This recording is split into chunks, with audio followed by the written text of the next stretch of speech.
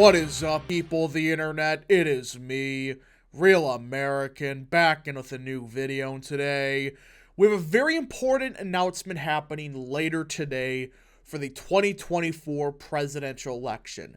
As many of you know, Governor Ron DeSantis will in fact be running in the 2024 presidential election, and he's doing his announcement on a Twitter space with Elon Musk.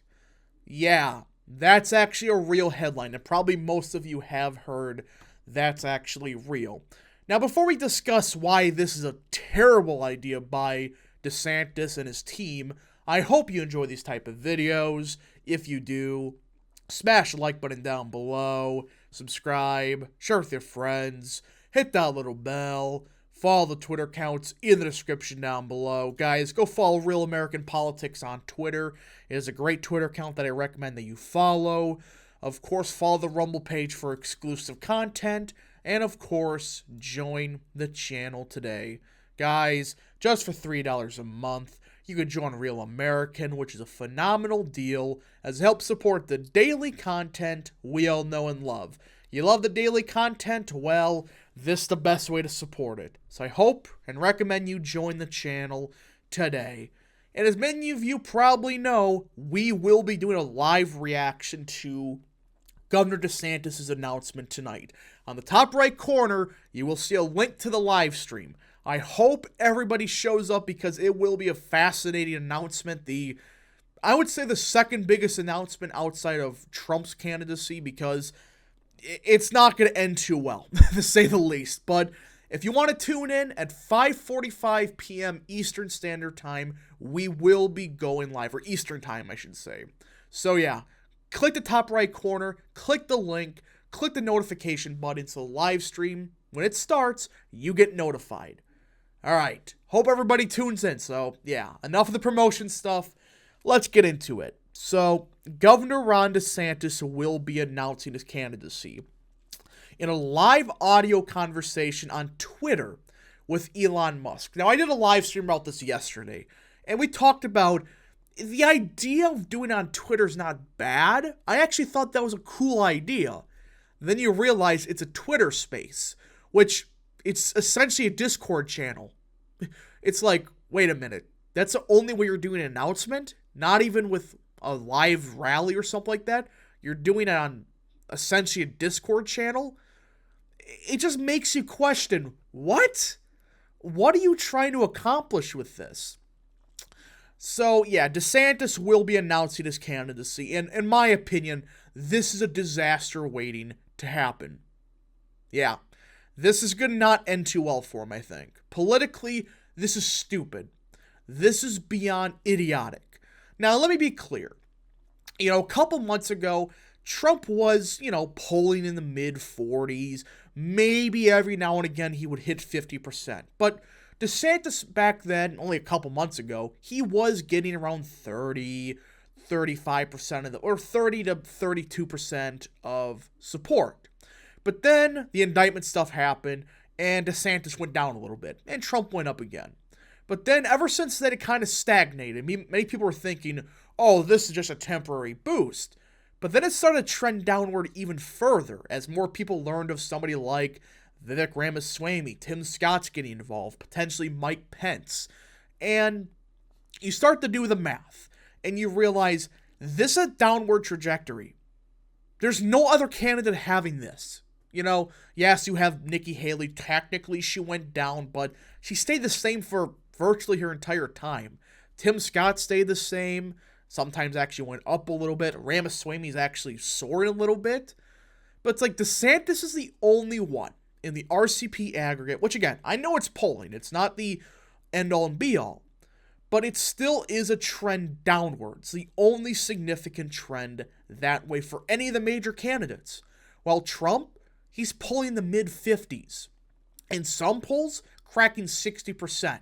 Now, again, this is early, and this could absolutely change. Nobody is denying that. This could absolutely change, because it is only May, and DeSantis technically hasn't announced, though, let's be frickin' real, they've been running a shadow campaign for this entire time.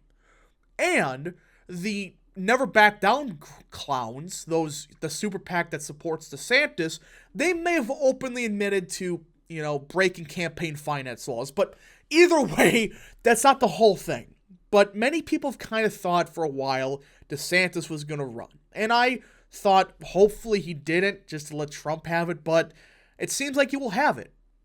But this idea that history says the early frontrunner lost, that's true. But there's two things of that. Number one, when was the last time a former sitting president ran for office again? Ran for the presidency?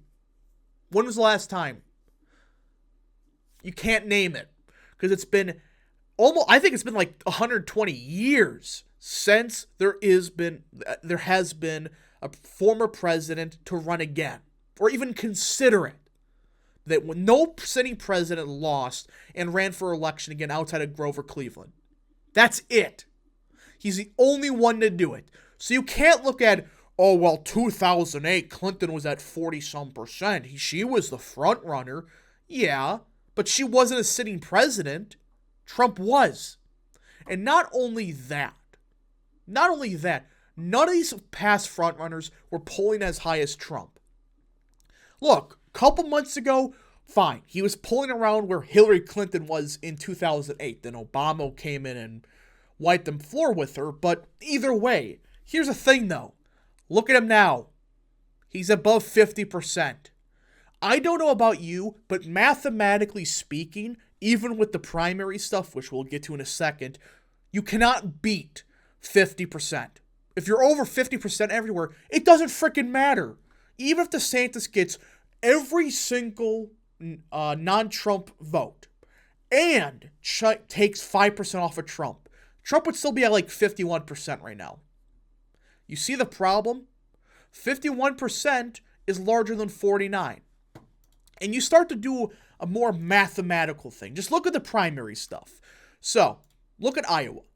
Iowa is going to be a complete clown show. There are so many candidates that, it's a 1% threshold. So I guarantee you pretty much everybody will get something. But okay, let's just start to do some basic math. Let's say DeSantis, he does a bit better because it's a more evangelical state and he's running a bit more in the pro-life stuff. Fine. Let's say Pence gets a little bit. Tim Scott I could see doing decent here. Haley, not the best. Everybody else gets kind of just 1 or something like that. So let's say this happens, right? Just an example. Just hear me out. Okay, he lost Iowa. Go New Hampshire. Not looking too good for him in the polling. So let's say, okay, the threshold, let's say it's only Trump and DeSantis. Let's say they're the only two that qualify for delegates, because I think it is a 50% threshold, if I'm not mistaken. But okay, Trump won there. Let's go to South Carolina. And this is where things are going to fall apart quickly. Because South Carolina is a winner-take-all state. So, how it works is each congressional district is worth 3 points, or 3 delegates. If you win that district, you get all the delegates. If you win statewide, you get all the statewide delegates. It's separated, so you win a congressional district, you win its delegates. If you win statewide, you win a separate set of delegates. Here's a problem for DeSantis. You got 2 statewide candidates from South Carolina, Nikki Haley and Tim Scott. And they're going to pull very similar votes away from each other, and DeSantis himself. Trump, who does he have that's really going to take away votes from him? He's already pulling in 40-some% in South Carolina, which it's not the best in the world, but if everybody else is splitting the vote perfectly, which it seems like is happening, Trump may win all 50 delegates. Nevada, let's go similar deal. Let's say DeSantis does good there. And let's say at this point, everybody else drops out. All right. At this point on, everybody else drops out. Here's a problem. Their whole strategy, Team DeSantis, is win all the delegates in Texas, all the delegates in California, and win all the delegates in Florida. This is going to be their strategy. Problem. If Trump sweeps all 4 of the early states, in particular South Carolina, momentum's on his side. If you already thought it wasn't, it would be by far his nomination at that point, if you don't think it is now. You don't win the first 4 states, and most importantly South Carolina, and lose the primary. That usually doesn't happen. And this is later in the primary. You cannot tell me he's going to sweep all 3 of these states. All 3 of them. When they're all winner-take-all states, it's a one-on-one. Or winner-take-most. It's a dumb strategy. You start doing some math, and you realize this is a bad idea. This is just basic math. Now, if everybody else dropped out earlier, it may help DeSantis a little bit.